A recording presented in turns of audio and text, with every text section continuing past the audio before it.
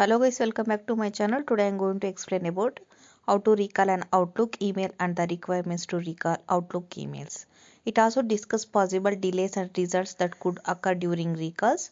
This video applies to Outlook 2019, 2016, 2010, 2007 and Outlook for Microsoft 365.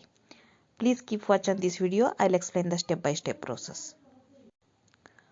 Outlook can notify the recipient if you try to retract an email. Outlook can recall an email. For this, first step is open Outlook and navigate to the sent items folder. Second step is double click the message you wish to remember to open it in another window.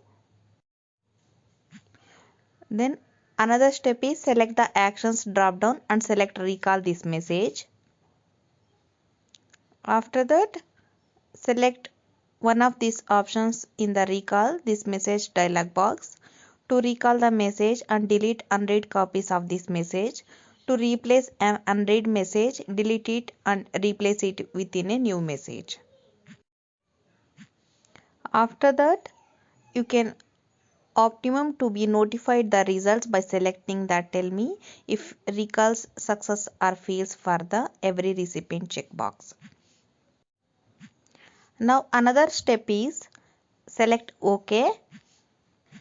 Then modify the original message if you have selected delete unread copies and replace it with a new message.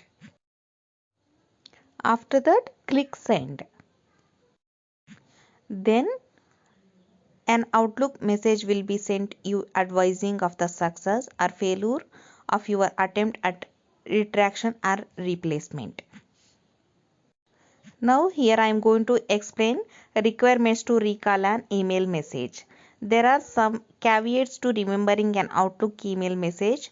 Both you and the recipient must have Exchange server email address and Outlook as their email client. The recipient mailbox is open when you try to process a recall. The original message has been received but needs to be read. The process that did not touch the message, including a spam filter rule or add-in, could have been more effective.